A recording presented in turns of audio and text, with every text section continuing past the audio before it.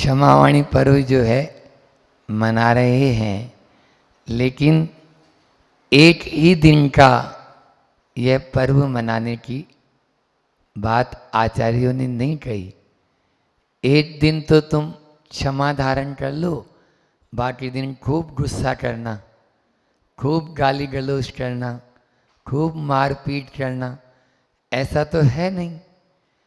ये जो धर्म है ये प्रतिपल हमारी आत्मा में रहने चाहिए, चाहे मंदिर में हो और चाहे मंडी में, चाहे घर में हो चाहे दफ्तर में, सर्वत्र उत्तम क्षमा मार्दव आर्जव सत्य सोच संयम तप त्याग आकिंचन्य और ब्रह्मचर्य, इनकी साधना हमें प्रतिपल करना है।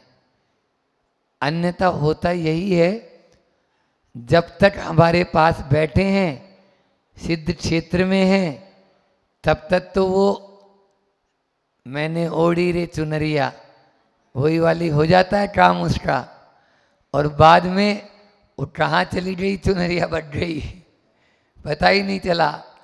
ऐसा रंग मत चढ़ाओ, रंग ऐसा चढ़ाओ जो बाहर भीतर एक हो जाए। अभी इस समय आज मंदिरों में अभिषेक की प्रथा भी है। क्षमा वाणी का अभिषेक पड़वा के कलश बोलते हैं उधर, तो आज सब मंदिरों में लगभग होता है। इस समय शाम को फूल माला, वो माल भी बोलती है, उनकी बोली होती है। और एक अभिषेक की परंपरा शुरू से ही हमने तो देखी बचपन से ही। तो ये जो अभिषेक है वो क्या बोल रहा है? ये यही बोल रहा है, जिस प्रकार से प्रभु ऊपर से नीचे तक भीग चुके हैं, प्रभु ऊपर से नीचे तक भीग चुके हैं, तभी वो क्षमा की प्रतिमूर्ति हो जाते हैं। बस हम भी ऊपर से नीचे तक इसी प्रकार से अपनी विनय, निर्मलता, सहजता, सरलता, इनको यदि भीतर में ले आएंगे, फिर अलग से क्षमा की बात करने की जरूरत नहीं पड़ेगी। मूक माटी का प्रतिदिन यह स्वाध्याय का समय अपना निर्धारित है, तो उस निर्धारित समय में ही अभी जब अंदर गए हम पुस्तक लेने के लिए, तो उस समय इंद्रजीत जी ने कहा आज तो क्षमावाणी है।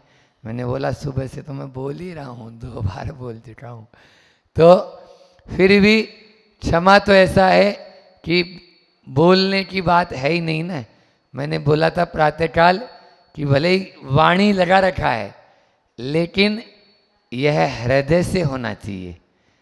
वचनों में तो हम क्षमा धारण कर लें और मन में, हृदय में क्षमा ही नहीं है, तो 3 काल में हम कभी भी क्षमाधारी, क्षमाशील नहीं बन पाएंगे। जो सहनशील होता है वही क्षमाशील होता है, वही क्षमाशील बन सकता है।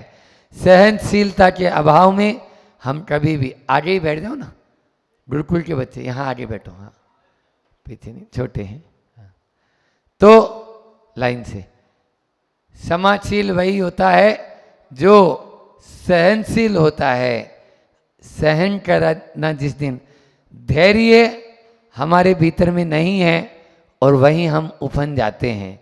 जिस दिन धैर्य आ जाएगा उसी दिन हम क्षमा को भी धारण करने लग जाएंगे। प्रयास करेंगे तो कभी भी दूर नहीं है, धीरे धीरे होगा। आज एक बात आपको बताते हैं कि यदि गुस्सा बहुत ज़्यादा आता है तो उस गुस्से को कंट्रोल कैसे करें? बहुत सारे कारण निवारण बताते हैं। पहले हमने भी बताया कि भैया वहाँ से खिसक लो, जहाँ देखते ही आपको गुस्सा आता है निकल लो।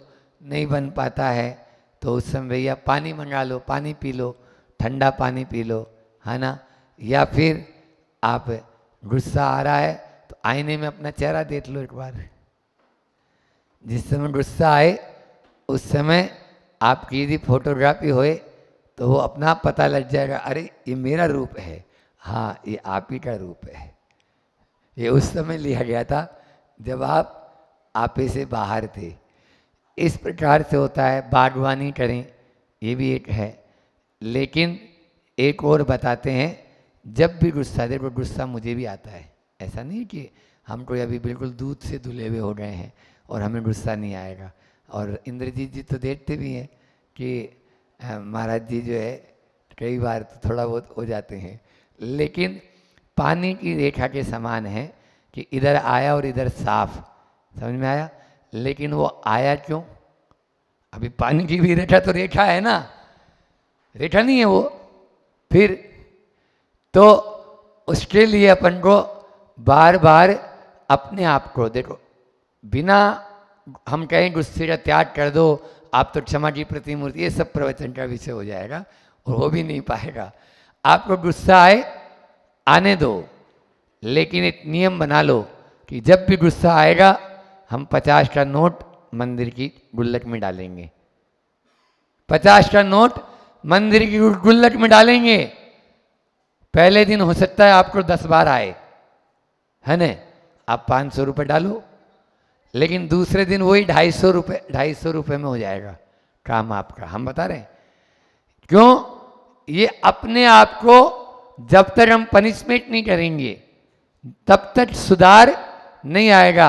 मैंने एक शब्द बोला, जो प्रयासशील होगा वही क्षमाशील होगा, जो प्रयास ही नहीं करेगा वो 3 काल में। अभी स्थिति ऐसी बनी हुई है कि हम गुस्सा करते हैं तो सामने वाला ये बोलता है, गुस्सा मैं तो कभी करता ही नहीं हूं।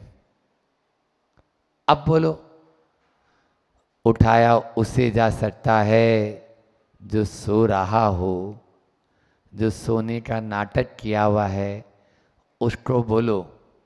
एक आदमी सपना देख रहा था और सपने में उसे ऐसा लगा आग लग गई है, पूरे घर में आग लग गई और अब आग बढ़ते बढ़ते कमरे तक आ गई, कमरे से मेरी चारपाई तक आ गई, चारपाई से मेरी रजाई तक आ गई और रजाई से अब मुझे भी वो जला रही है। ऐसे आदमी को सपने में वो जो है देख रहा है कि आग मुझे जला रही है, कितनी पानी बाल्टी लगेगी? आपसे पूछना चाहता हूँ, बोलो कितनी बाल्टी? बच्चों बताओ, कितनी बाल्टी पानी लगेगी? महाराज जी एक बूंद नहीं लगेगी, बस उसको यदि हिला दिया जाए और उड़ जाएगा तो सपना तुरंत टूट जाएगा।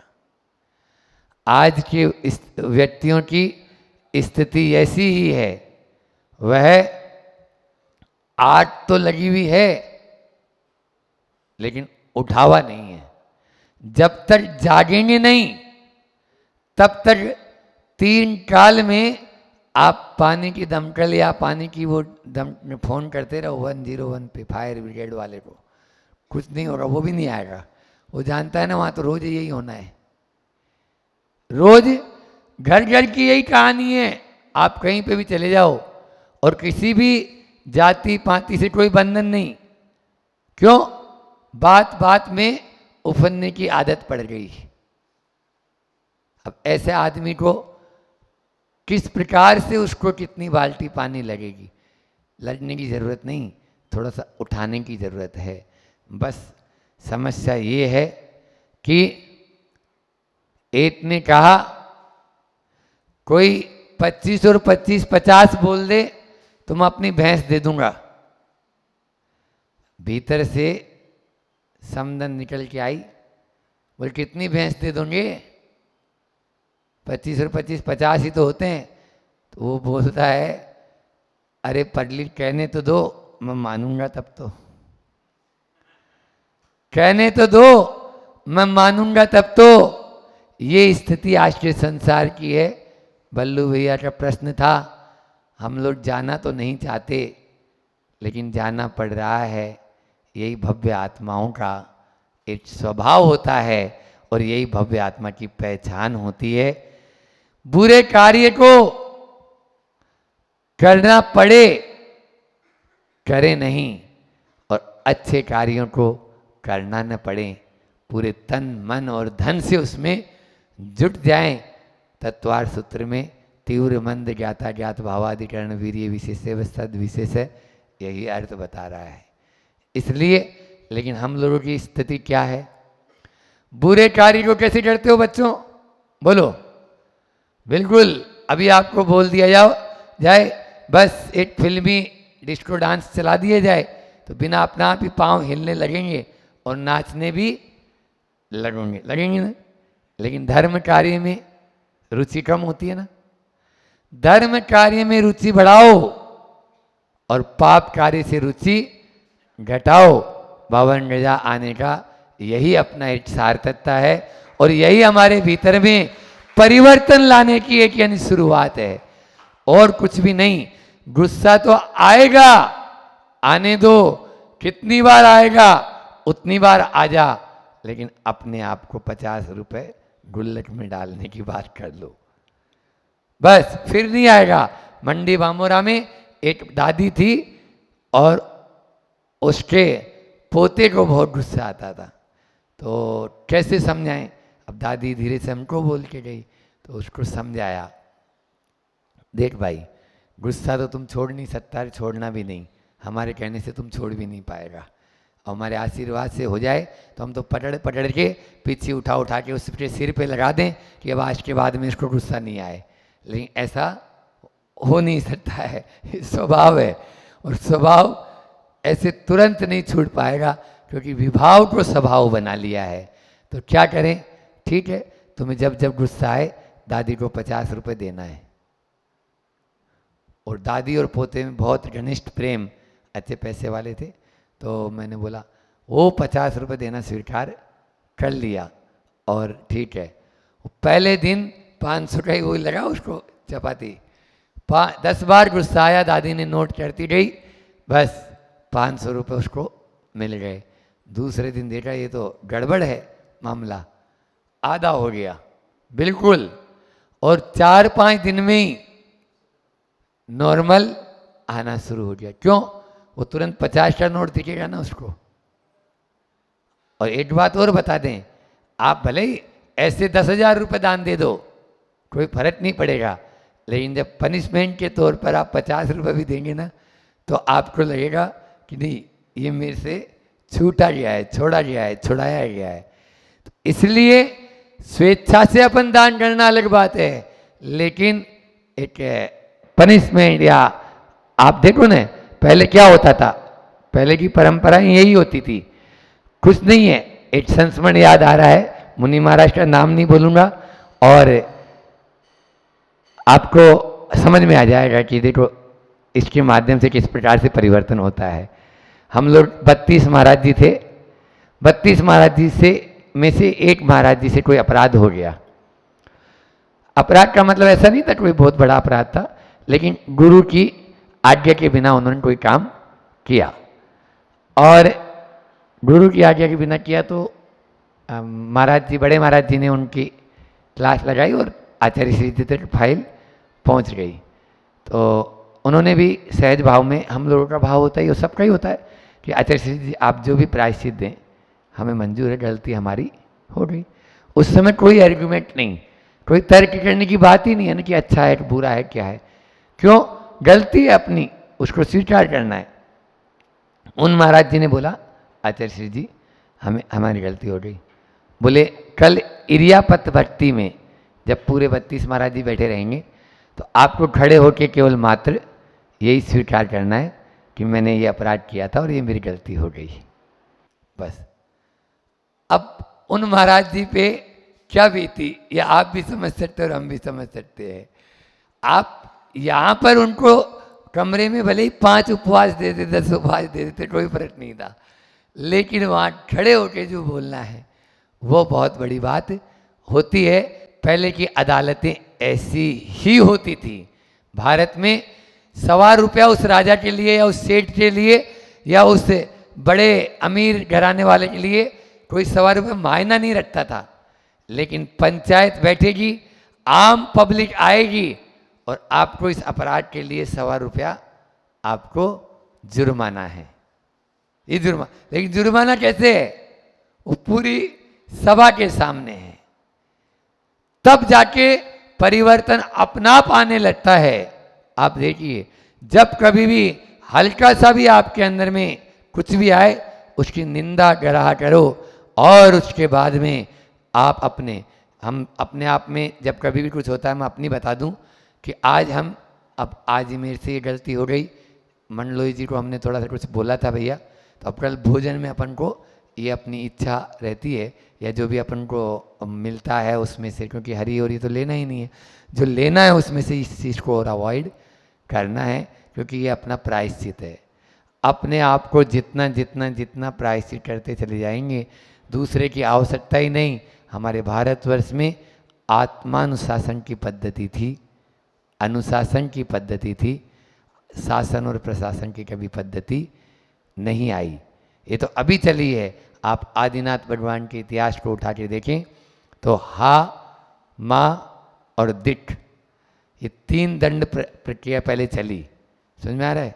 हाँ, इसमें मूट माटी में भी आया है कि केवल मात्र अपराध किया और उसको सामने प्रस्तुत किया, वो हा बोल देगा बस, इतना बोलते ही उसको बरी, उसका यही प्रायश्चित हो गया, यही उसकी सजा है। फिर और कुटिलता आई तो माँ का मतलब होता है नहीं, है ना? माँ का मतलब होता है हाँ नहीं, तो हाँ माँ और धिट, मतलब आपको ऐसा नहीं करना चाहिए था।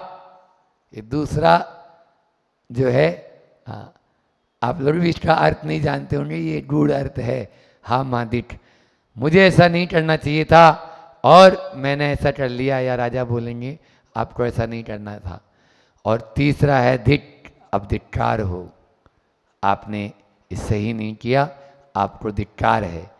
इतना कहने मात्र से उनको पनिश हो जाता था, लेकिन उसके बाद में धीरे धीरे कानून व्यवस्थाएं बिगड़ती गई और आगे आगे उसमें घोटाला होते गए। और अब ऐसा है कि आज यदि कोई मान लीजिए किसी पर केस लगा है और फौजदारी मामला है, तो पता चलेगा उसके 2-4 पीढ़ी गुजर जाएगी तो भी उसका नतीजा नहीं निकलेगा। ये हमारी भारतीय परंपरा में ऐसा नहीं।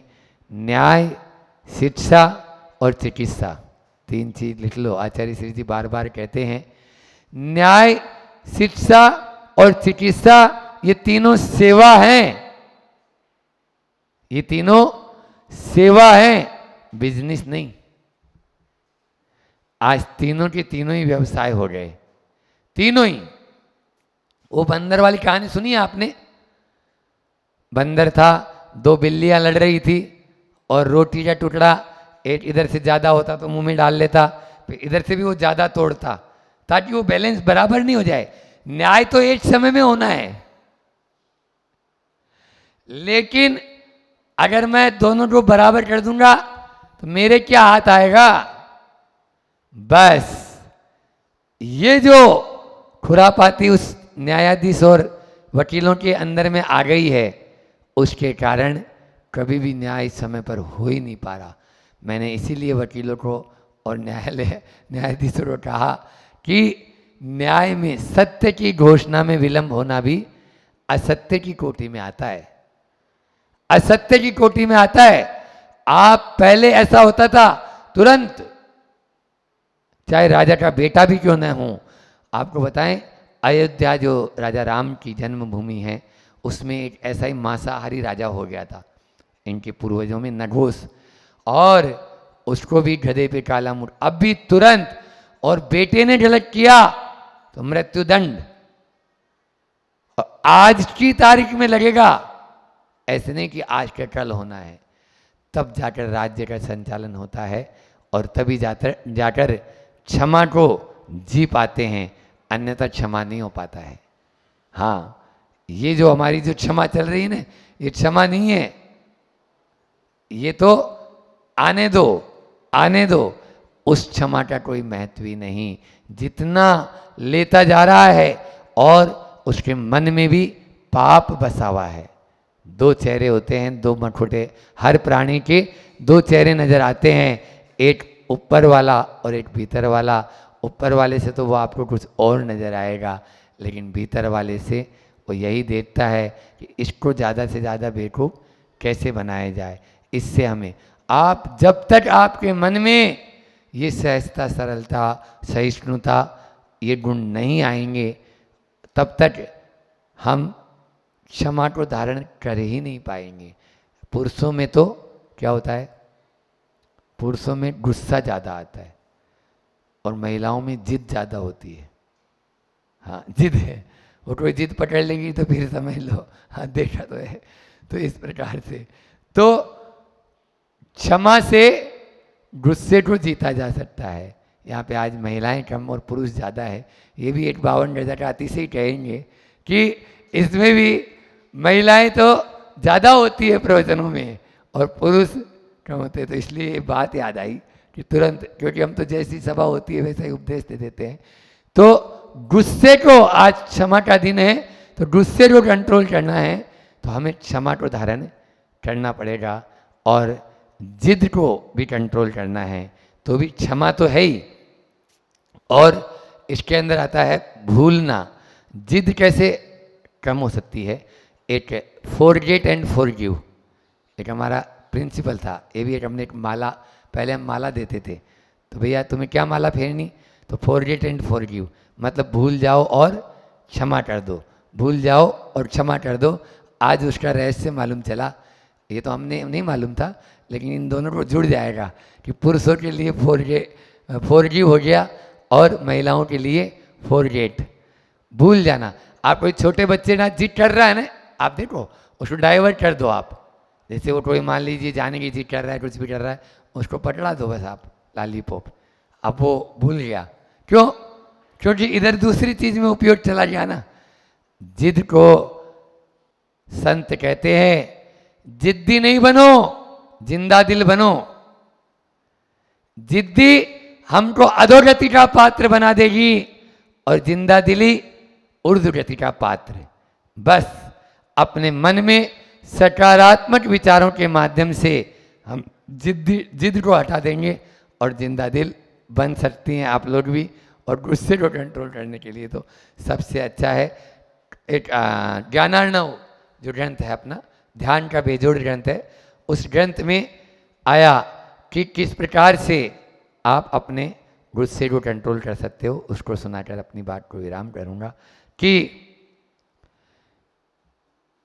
गांधी जी तो थे ही, आपने गांधीगिरी सुनी होगी ना, कोई एक गाल पे थप्पड़ मारे तो दूसरा बोले महाराज आज के लिए जमाना नहीं है, आप क्यों ऐसा उपदेश दे रहे हो। वो दूसरा गाल करेंगे तो दूसरे पे भी थप्पड़ मार देगा। तो ठीक है ना, हमारे आचार्यों ने तो इसके पहले जो बात फैक्ट है उसको लिखते चले गए। आप अंतिम निर्णय को स्वीकार करें। क्या बोला इसका जो निचोड़ आएगा वो ये है, आप अंतिम निर्णय को स्वीकार कर लें। यदि किसी ने आपको चांटा मारा है तो चांटा ही मारा ना, घूसा तो नहीं मारा। पहली बात क्षमा के लिए। यदि घूसा मार दिया तो घूसा ही मारा, लात तो नहीं मारी। लात मार दी तो लात ही मारी, लट्ठ से तो नहीं मारा उसने। और यदि मान ली लट्ठ से मार दिया तो भी क्षमा धारण करो।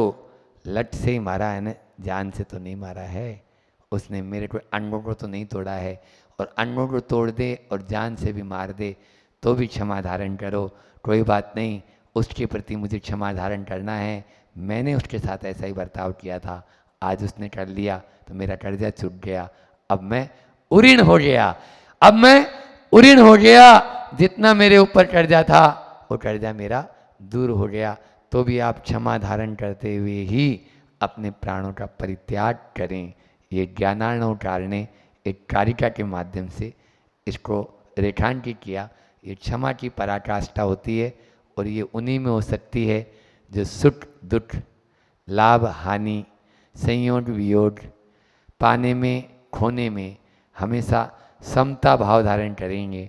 और वो ऊपर की भूमिका वाले मुनिराज, हमारे जैसे नहीं, ऊपर की भूमिका वाले जो मुनिराज होते हैं उनमें होता है। और श्रावकों में भी हो सकता है, ऐसा नहीं, मुनिराज तो करते ही हैं, हम भी, लेकिन ऐसे भी श्रावकों के उदाहरण मिलते हैं जो क्षमा की प्रतिमूर्ति होती है। मैं गया का एक आपको यानी प्रकरण सुनाऊं। गया में एक ऐसा व्यक्ति, उसकी पत्नी इतनी तेज तर्राट कि मत पूछो, और महाराज जी के सामने भी वो कुछ भी बोल सकती है और कुछ भी कर सकती है, लेकिन कहना पड़ेगा उस व्यक्ति के लिए कि वो व्यक्ति चूं भी नहीं करता है, कोई जवाब नहीं, क्योंकि अगर सामने मान लीजिए आग है ना, तो आपको पानी बनने में ही सार्थकता है। यदि आप पेट्रोल बनेंगे तो फिर दावा न लगने में ज़्यादा देर नहीं लगेगी, और हम ईंट का जवाब पत्थर से दे देते हैं, यही हमारी। वो बिल्कुल चुपचाप रहते, नाम नहीं बोल रहा हूँ, बिल्कुल चुपचाप रहते और कुछ नहीं, अपना जैसा इंद्रजीत जी में आप देख लीजिए, कितना ही बोल लीजिए इनको। हमने कई बार ट्रस्टियों के मुझ से भी या और किसी के मुझ से भी जो आते हैं ना यहाँ पे श्रावक लोग, बिल्कुल जवाई बनकर, तो वे कुछ भी इनको बोल दें, लेकिन उस समय ये बिल्कुल शांत स्वभावी रहते हैं। समझ में आया? समर्थ तो है, आप लोग बताओ समर्थ हो या नहीं हो? हाँ, समर्थ हो या नहीं हो? महाराज जी सब चीज़ों में तो है, बस वो एक चीज़ में समर्थ नहीं है, तो उस चीज़ में समर्थ आप लोग बन जाएंगे, ये हमारा आशीर्वाद है। लेकिन आप लोग पहले मन से समर्थ बने। हम लोग क्या कर रखे हैं, अभी मन से समर्थ नहीं है। कोई थोड़ा सा भी गुस्सा दिला दे ना तो तुरंत उफन पड़ते हैं, और कोई थोड़ी सी यदि अपने लिए ताली बजाने वाली बात कर दे तो हम लोग खिल उठते हैं। आपकी स्थिति वैसी है जैसे वो ट्यूबलाइट होती है ना, उसका स्विच जलाया तो वो जल गई, स्विच बुझाया तो वो बुझ गई। अपनी ट्यूबलाइट का स्विच दूसरों के हाथ में मत दो, अपने हाथ में रखो। कोई चाहे जब हमें जला दे और चाहे जब बुझा दे, ऐसा हमारे लिए नहीं है। आज क्षमावाणी का पर्व है, समझ में आया? तो क्षमावाणी के पर्व के दिन आज आपने अभी जो आदिनाथ भगवान की स्तुति की, इस आदिनाथ भगवान की स्तुति में हमने यही सीखा है कि मन बल, वचन बल और काय बल, हे प्रभु आप तो इन तीनों में समर्थ हो चुके हैं। बस हम अभी समर्थ सिटी में रहते हैं, या गेटर बाबा है या और भी, आज ऐसा नहीं है एक ही जगह से आए हैं, पूरे इंदौर वासी यहाँ पर शामिल हैं, लेकिन वो तभी ही समर्थ हो पाएंगे अपने मन को जब काबू में कर लेंगे। मन हमें अहंकार की ओर ले जाता है, और उसी मन को, उस घोड़े को लगाम लगा दें, तुरंत वह घोड़ा रुक जाएगा, और आप जाकर उस व्यक्ति से क्षमा याचना कर लेंगे जिस व्यक्ति से आपकी अनबन हुई है। लेकिन आप लोगों की स्थिति कैसी होती है पता है? सास बहू की स्थिति, वैसे तो आपसे हमारा कोई अनबन नहीं है, लेकिन अब पहले जैसा मन नहीं है। क्या बोलते हो आप लोग? वैसे तो आपसे हमारी कोई अनबन नहीं है, लेकिन अब पहले जैसा मन नहीं है। क्यों नहीं है? क्योंकि आपने गांठ को खोला नहीं, आपने उसको और खींच दिया। बोले थोड़ी पतली हो जाए, पतली हो जाएगी तो भी वो सुई के धागे में जा पाएगी क्या? सुई के अंदर जा पाएगी क्या वो धागा? बोलो। गांठ जब तक खुलेगी नहीं तब तक आप सुई के छेद में प्रवेश नहीं कर सकते। तो अपने मन की गांठ जब तक नहीं खोलोगे तो भगवान के दरवाजे में कैसे प्रवेश कर पाओगे आप? बोलो। भगवान के दरवाजे में प्रवेश करना है, 52 गजा के बड़े बाबा को मनाना है, तो गांठ को खोलो। गांठ खुलेगी तभी क्षमावाणी पर्व मन पाएगा, अन्यथा नहीं। आज ही अपने जितने भी ऐसे संबंध कोई बने हुए हैं उनको तुरंत बोल दो, भैया उस दिन मेरी बात हो गई थी, ऐसी ऐसी हो गई थी, मुझे क्षमा कर देना। बस आपने मुझे बोला, लेकिन हमारे मन में आ गया कि अब तक क्या उस समय भूत सवार था। थोड़ा सा अपने आप को सरल बना लेंगे, छोटा बना लेंगे, मैं कहता हूं तुरंत ही सामने वाला भी पिघल जाएगा। ऐसा नहीं सामने वाला नहीं पिघलता, लेकिन हम क्या है, वो गांठ कई बार तो ऐसी होती है, सूत में कपास और जुलाओं में लट्ठम लट्टा हो रही है।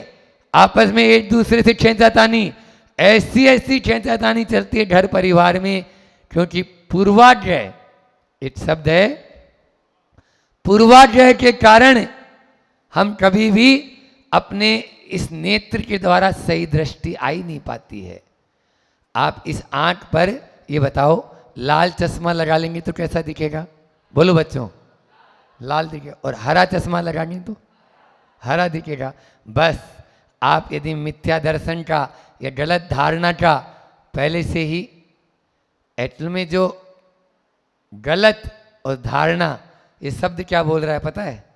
हाँ, गलत का पहला अक्षर ले लो और धारणा का भी पहला अक्षर ले लो और दोनों को जोड़ दो। बोलो क्या हुआ? जिसके भी प्रति आपने गलत धारणा बना ली है, उस धारणा को तोड़ दो और अच्छी पारणा करके जाओ। आप सिद्ध क्षेत्र 52 गजा में आए हो तो सारी की सारी गलत धारणा यहीं छोड़ जाओ, सब गलत धारणा यहीं छोड़ जाओ। मुनि चरणों में और प्रभु चरणों में आए हैं तो महाराज जी अब किसी के प्रति भी हम, क्योंकि होता क्या है आप देखिए, जिसके प्रति प्रेम होता है, गोद के अंदर कोई यदि बालक है और यदि वो लघु संख्या कर दे तो क्या उठा के चांटा मारते हो क्या? बोलो। नहीं नहीं नहीं, उसको पुचकारते हैं महाराज जी, वो मारो बेटो, मारो छोरो, है ना, मेरा बेटा है, अभी छोटा है, समझदार नहीं है, कर दिया कोई बात नहीं। लेकिन यदि मान लीजिए कोई बड़े के द्वारा थोड़ी सी गलती हो जाए और जिससे आपकी अनबन है, फिर देखो, या पति और पत्नी की खींचातानी चलती रहती है, यदि थोड़ी सी पत्नी ने कुछ गलत कर दिया तो बस पूरा आसमान नीचे, फिर वो ऊपर नजर नहीं आता है। क्यों? क्योंकि आप उसके प्रति पहले ही ऐसी धारणा बना चुके हैं। जिसके प्रति हमारी धारणा गलत हो जाती है, उसके प्रति हम वैसे ही विचार हमारे अंदर में आती है। और एक और लॉ ऑफ अट्रैक्शन एक सिद्धांत होता है, आकर्षण का सिद्धांत, समझ में आ रहा है? जैसा आप सोचेंगे वैसा ही आपके मन में विचार आएंगे। अभी आप लोग मुझे देख के कितने प्रसन्न हो रहे हैं ना? क्यों? हम भी आपको देख के प्रसन्न हो रहे हैं ना? नहीं हो रहे क्या बताओ? आप लोगों के खिले हुए चेहरे देख के हम प्रसन्न हो रहे हैं तो हम भी अपनी प्रसन्नता आपको दे रहे हैं। यदि मेरे मन में आपके प्रति गलत भावना आएगी तो आपके मन में भी गलत भावना आए बिना नहीं रहेगी। ये लिख लो अपने अंदर में। अनुत्तर योगी भगवान महावीर जो पुस्तक है उस वीरेंद्र कुमार जैन की लिखी हुई, वो 4 वॉल्यूम में है। उसमें लिखा, कितना भी हिंसक प्राणी क्यों ना हो, वो आपको 2 कारणों से आपको चोट पहुंचाएगा। आप जंगल में चले जाओ, पहले के योगी मुनि महाराज होते थे, वो ध्यान में बैठते थे या अपने मान लीजिए कोई भी चर्या के लिए जा रहे हैं, फिर भी वो हिंसक प्राणी उनको कष्ट क्यों नहीं पहुंचा रहा है। 2 कारण बताए जो आप लोगों के लिए नोट करने लायक हैं, और वो दोनों कारण ये हैं। पहला कारण, या तो आपने उसको कभी चोट पहुंचाई होगी। पहला कारण क्या है? आपने उसको कभी चोट पहुंचाई होगी। और दूसरा कारण है, आप उसको चोट पहुंचाना चाहते हो। आपके नेत्रों से वो तुरंत समझ जाएगा, चाहे सांप हो, चाहे शेर हो, चाहे चीता हो, आपके नेत्रों में उसको मारने का भाव आएगा। आप तो बाद में मारेंगे, वो आपके ऊपर पहले ही झपट्टा मार देगा। उनमें सेंसेशन, संवेदना बहुत ज़्यादा होती है। इसलिए अपने मन में किसी के प्रति दुश्मन भी हो, उसको भी आपको उसके प्रति भी अच्छी भावना रखनी है। इसी का नाम है क्षमा वाणी। इसलिए मेरा मन समर्थ हो, मैं दूसरों के बारे में कभी भी गलत नहीं सोचूं, ये हमारे भीतर में आएगा, तभी हम आगे बढ़ पाएंगे। एक प्रार्थना है, आप लोगों ने प्रतिभा स्थली नाम सुना होगा, आचार्य आपके रेवती रेंज में भी है, तो वहाँ पर ये प्रार्थना होती है। समर्थ सिटी वालों के लिए ये लाइनें, पंक्तियाँ, 4 लाइन बोलता हूँ। मेरा मन समर्थ हो, मेरा मन समर्थ हो, मेरा जो बुरा करे जो मुझे न चाहता, मेरा जो बुरा करे जो मुझे न चाहता, मेरी बात को सदा द्वेष से नकारता, मेरी बात को सदा द्वेष से नकारता, मेरे मन में उसके लिए साम्य भाव हो सदा, मेरे मन में उसके लिए साम्य भाव हो सदा, वैर और विरोध में पल न मेरा व्यर्थ हो। आज अदालत भरे पड़े हैं और 40-40, 50-50 नहीं, 100-100 सालों से, क्योंकि ये फौजदारी जितने मुकदमे होते हैं ना, ये इन मुकदमों में कभी भी निर्णय जल्दी नहीं होता है। जितने लड़ाई के और ये केस होते हैं ना, इनके कभी भी आप देख लेना बंदरबाट होती है। जितने वकील आते हैं, जितने जज आते हैं, खूब पैसा खाते रहते हैं आराम से। इसलिए भारत के कानून में मैंने तो देखा है 70-70, 80-80 साल के ये मुकदमे केस चल रहे हैं और उनका रिजल्ट नहीं आएगा। क्यों नहीं आएगा? जिस दिन रिजल्ट दे देंगे उसी दिन दोनों पार्टी शांत, और उसके बाद में हमारी कमाई खत्म। समझ में आ रहा है ना? तो वैर और विरोध में पल न मेरा व्यर्थ हो, वैर और विरोध में पल न मेरा व्यर्थ हो, मेरा मन समर्थ हो, मेरा मन समर्थ हो, मेरा मन। हाँ, बाकी तो अंतरे और हैं, वो अलग चीज़ है इसी के साथ में। लेकिन आज क्षमा वाणी के दिन यह बहुत अच्छी चीज़ है कि हम अपने आप में समर्थ बने। अभी आप लोग समर्थ हैं, आए तो हैं, लेकिन उतने समर्थ नहीं जो अपने भीतर के विकारों को रोक सके। आज अपनी दुर्गुणों और उन सारी जो है विषमताओं को यहीं छोड़ते हुए हम समता के अंदर अपने आप को समर्थ बना लें, यही हमारे लिए अच्छा होगा। इतना ही रखेंगे। बाकी आपकी यात्रा भी और भी आगे की होना है शायद, है ना? आगे किधर की तरफ है? ऊन बता रहे थे, ऊन की ओर अभी आपको जाना भी है। तो इतना ही रखकर मैं अपनी वाणी को विराम देता हूँ। इसी प्रकार की यात्रा के माध्यम से हम अपने कर्मों को कम करते जाएंगे तो निश्चित रूप से बड़े बाबा की तरह एक दिन हम भी उस स्थान पर पहुंच जाएंगे। बोलिए अहिंसा परमो धर्म की। आचार्य गुरुवर विद्यासागर जी महामुनि राज की।